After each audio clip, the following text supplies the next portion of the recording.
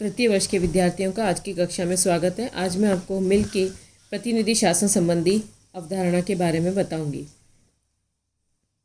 मिल ने अपने ग्रंथ ऑन लिबर्टी और प्रतिनिधि शासन में लोकतांत्रिक शासन को संदेह की दृष्टि से देखा है, किंतु एक लोकतांत्रिक विचारक के रूप में इंग्लैंड के लोकतंत्र के समर्थक और लेखकों में सबसे महान लेखक है। उसके इस संबंधी विचारों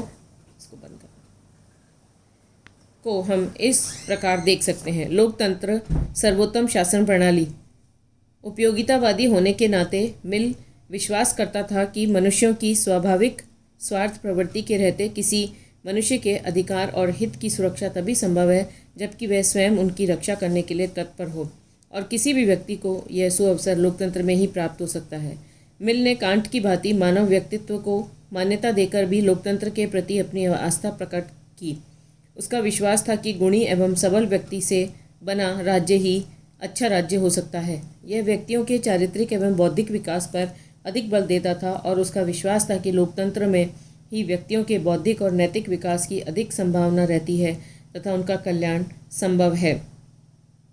मिल के शब्दों में आदर्श की दृष्टि से वही शासन सर्वोत्तम है जिसमें संप्रभुता संपूर्ण समाज में केंद्रित हो।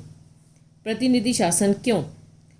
लोकतंत्र एक सर्वोत्तम शासन प्रणाली होने के उपरांत भी मानवीय विकृतियों के कारण कई दुर्बलताओं की शिकार हो सकती है, जिसमें लोकतंत्र में कई कमियां उभरने लगती हैं। इन कमियों को दूर करना आवश्यक है। मिल के शब्दों में मनुष्य द्वारा बनाई हुई अन्य सभी वस्तुओं की भांति लोकतंत्र को अच्छा बनाया जाए। इसलिए लोकतंत्र पर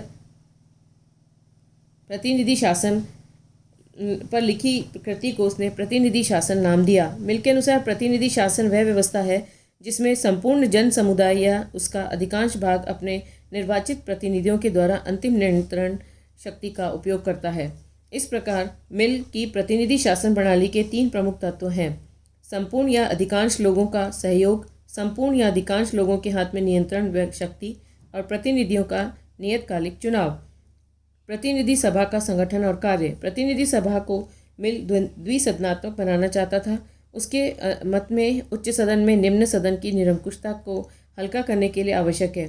वह दोनों सदनों में प्रतिनिधित्व का विभिन्न आधार रखना चाहता था। उसकी मान्यता है कि यदि एक सदन साधारण लोगों का प्रतिनिधि सदन हो तो दूसरा सदन राजनीतिज्ञों और ऐसे व्यक्तियों का सदन हो जिन्होंने प्रशासकीय और राजनीतिक क्षेत्रों में महत्वपूर्ण कार्य किए हों।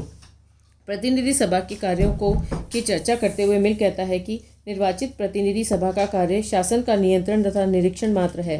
सक्रिय रूप से कानून निर्माण या शासकीय कार्य इस परिषद को नहीं करने चाहिए। आनुपातिक प्रतिनिधित्व। मिल लोकतंत्र में बहुमत की निरंकुशता को लेकर बहुत अधिक चिंतित था। बहुमत की सरकार अल्पमत की उपेक्षा कर सकती है, अतः जनता को बहुमत की निरंकुशता से बचाने तथा अल्पमत को शासन में प्रतिनिधित्व देने की आवश्यकता थी। मिल का विचार था कि बहुमत के निरंकुशतावाद को समाप्त करने के लिए निर्वाचन प्रणाली में सुधार किया जाए। एक सदस्य वाले निर्वाचन क्षेत्र के स्थान पर बहु सदस्य वाले निर्वाचन क्षेत्र बनाए जाएं और आनुपातिक प्रतिनिधित्व के आधार पर निर्वाचन कराए जाएं। इस प्रणाली में जिस दल को जितने प्रतिशत मत मिलते हैं उसी के अनुपात में उस दल के प्रत्याशियों को प्रतिनिधित्व मिलता है। इस पद्धति का लाभ यह होगा कि छोटे दलों को भी तथा अल्पमतों को भी उचित प्रतिनिधित्व प्राप्त होगा। अल्पमत भी सार्वजनिक संस्थानों में अपनी आवाज़ बुलंद करके अपनी बात कह सकेगा। बहुमत की निरंकुशता उसका गला नहीं घोंट सक पाएगा। जब प्रतिनिधि संस्थाओं को भी समुचित स्थान मिलेगा तो उसकी आवाज़ को भी दबाया नहीं जा सकेगा। सार्वजनिक और खुला मतदान। बेंथम और जेम्स मिल जैसे विचारकों ने गुप्त मतदान प्रणाली का समर्थन किया, किंतु मिल ने खुली मतदान प्रणाली का समर्थन किया। उसके अनुसार मत देने का अधिकार एक पवित्र अधिकार है जिसका प्रयोग पूर्ण समझ और विवेक के साथ किया जाना चाहिए। बुद्धिमत्ता और विवेक से किए गए सार्वजनिक कर्तव्य के निर्वाह में गोपनीयता अवांछनीय है। मिल की दृष्टि में गुप्त मतदान से मतदाता आसानी से धोखा दे सकता है। बहुल मतदान। मिल ने लोकतंत्र में एक बहुत बड़ी बुराई यह नज़र आती थी कि शिक्षित एवं अशिक्षित, निर्धन एवं धनी, सामान्य एवं विशिष्ट योग्यता वाले सभी व्यक्तियों को इसमें एक समान माना जाता है।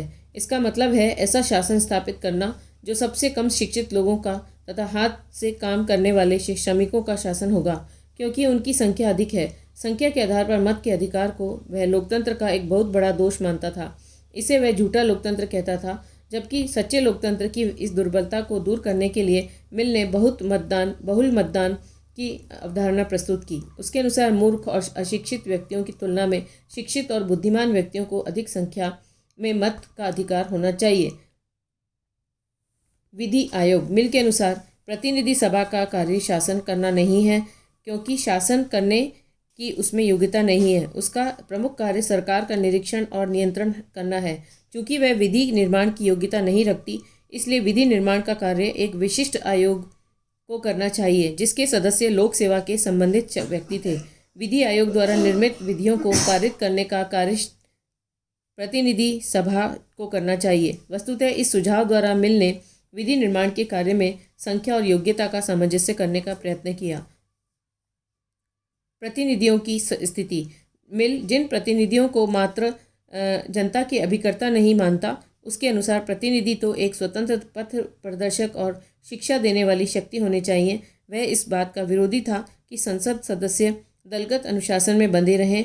उसके अनुसार संसद सदस्यों को वेतन नहीं दिया जाना चाहिए, क्योंकि वेतन की व्यवस्था से वे व्यावसायिक राजनीतियों की भांति हो जाएंगे।